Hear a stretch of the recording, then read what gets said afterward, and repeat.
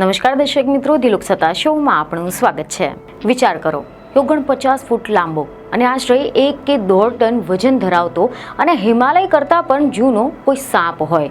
આ કોઈ કાલ્પનિક વાર્તા નથી, પરંતુ ગુજરાતના કચ્છમાં ખરેખર આવા જ એક વિશાળકાય મહાકાય સાપના અવશેષ મળી આવ્યા હતા. વર્ષો પહેલા એનાકોન્ડાથી પણ વિશાળ કદના સાપ રહેતા હોવાનો ભારતીય વૈજ્ઞાનિકોએ દાવો કર્યો છે. કારણ કે મીડિયામાંથી એવા અહેવાલો સામે આવ્યા છે કે ઇન્ડિયન ઇન્સ્ટિટ્યૂટ ઓફ ટેકનોલોજી રૂરકીના એક સંશોધન અનુસાર ગુજરાતના કચ્છમાં મળી આવેલા જે અવશેષો છે તે અત્યાર સુધીના સૌથી મોટા સાપની કરોડરજ્જુ હોઈ શકે છે.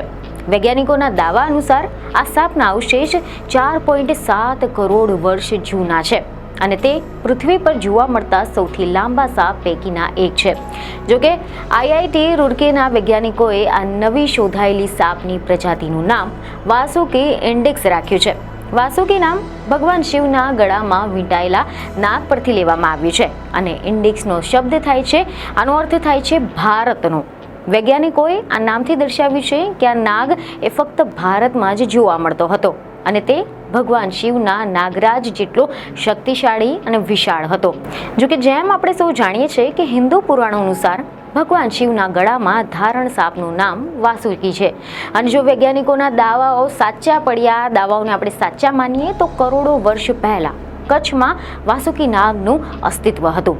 હિન્દુ ધર્મમાં સમુદ્ર મંથનની કથામાં જે વાસુકી નાગનો ઉલ્લેખ છે તેવા જ મહાકાય સાપના અવશેષ ગુજરાતમાંથી મળી આવ્યા હતા. સાપના અવશેષોમાંથી 27 જેટલા કરોડરજ્જુ સારી રીતે સચવાયેલા છે, જેમાંથી કેટલાક અગાઉની જેમ એકબીજાની સાથે જોડાયેલા અથવા તો જોડાયા હોવાનું જાણવા મળ્યું હતું. વૈજ્ઞાનિકોના સંશોધન અનુસાર સાપના અવશેષો લગભગ 4.7 કરોડ વર્ષ જૂના હોઈ શકે છે. એટલે કે ગુજરાતના કચ્છના વિસ્તારમાં કરોડો વર્ષ પહેલા આટલા મોટા મહાકાય સાપ રહેતા હતા. જોકે એવી પણ ખબરો છે કે રૂરકી સ્થિત આઈઆઈટીના વૈજ્ઞાનિકોને 2005માં કચ્છમાં કોલસાની ખાણમાંથી 27 મોટા હાડપિંજરના ટુકડા મળ્યા હતા. આમાંથી કેટલાક હાડકા એકબીજાની સાથે જોડાયેલા હતા. ત્યારથી અત્યાર સુધીના આ અવશેષોને વિશાળ મગર જેવા જીવના અવશેષો માનવામાં આવ્યા હતા.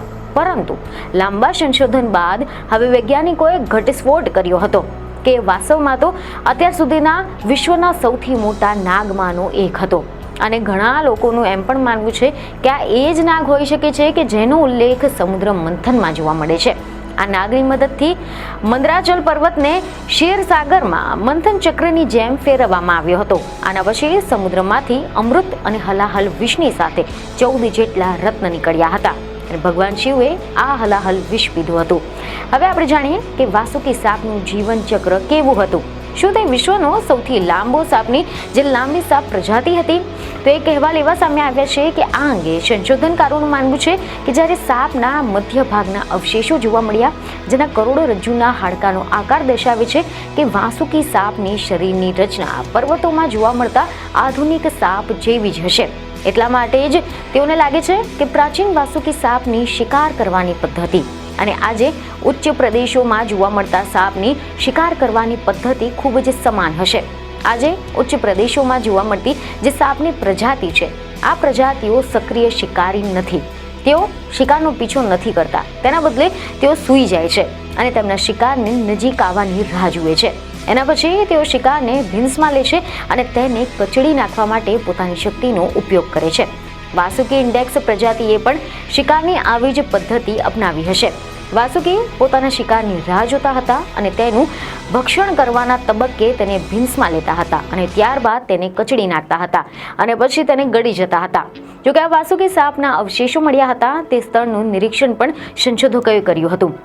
ત્યાં કડક અથવા તો ભીની જમીન હોવી જોઈએ એવું તારણ સામે આવ્યું હતું કે આજના પર્વતીય સાપની માફક વાસુકી સાપ પણ તેમની આસપાસ જે મળે તેનો શિકાર કરતા હતા અને તેને ખાતા હતા.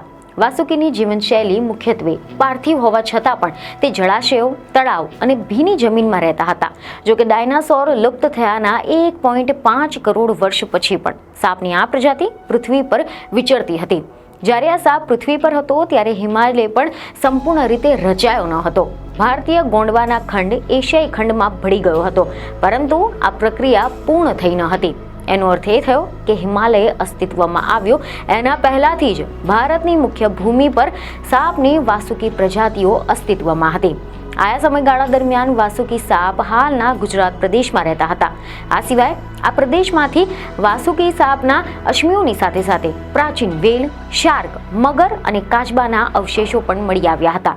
એટલે કે એવું માનવામાં આવે છે કે આ પ્રદેશ કદાચ આના અગાઉ સમુદ્ર હતો અને સમુદ્રમાં રહેતા અન્ય જીવોની સાથે વાસુકી સાપના અવશેષો મળી આવ્યા હતા.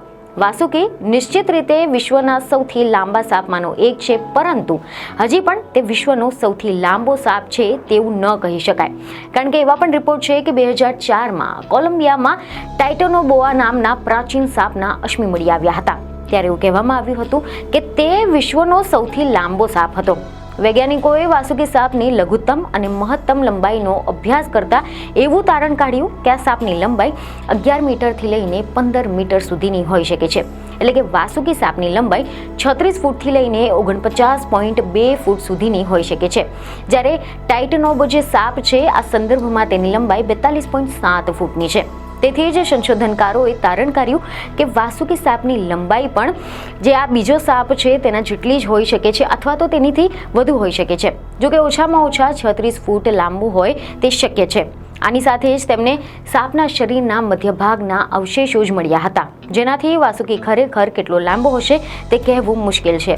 પરંતુ વૈજ્ઞાનિકોના મતે વાસુકી સાપની લંબાઈને ધ્યાનમાં લેતા તેનું વજન લગભગ 1 ટનની આસપાસ હોવું જોઈએ, જ્યારે ટાઇટેનોબાનું વજન 1.25 ટન હતું, જેથી તે મોટો હતો. તેથી વાસુકીની સરખામણી ટાઇટેનોબાની સાથે અને અન્ય પ્રાગૈતિહાસ સાપની સાથે કરવા માટે વૈશ્વિક સંશોધનો જરૂરી બની ગયા છે.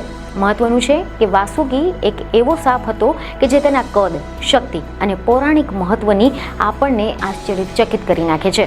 અને તેની આ શોધ એ માત્ર વિજ્ઞાન માટે જ નહીં, પરંતુ આપણા સાંસ્કૃતિક વારસા અને કુદરતી ઇતિહાસનો પણ એક ભાગ છે. આ વિશાળ સાપ હિમાલય કરતાં પણ જૂનો છે, જે પૃથ્વીના પ્રાચીન રહસ્યોને જાહેર કરે છે. આ શોધ પ્રાચીન ભારતની જૈવ વિવિધતા, સાંસ્કૃતિક વારસો અને ભૂસ્તર શાસ્ત્રીઓના ઇતિહાસનું પ્રતીક છે. તેમની શોધ આપણને જણાવે છે કે પૃથ્વી પર જીવન કેટલું વૈવિધ્યસભર અને શક્તિશાળી રહ્યું હશે. આના વધુ જ સંશોધન કરતા ફક્ત વાસુકીને જ જાહેર નહીં કરે, પરંતુ પ્રાચીન ઇકોસિસ્ટમ અને આબોહવા પરિવર્તનની અસરની પણ સમજાવવામાં મદદ કરશે. તો આશા છે કે આ માહિતી તમને યોગ્ય લાગી હશે, જેથી અમારા વિડીયોને લાઇક અને શેર જરૂરથી કરજો. બીજને ખબર સાથે ફરી મળીશું. ધન્યવાદ.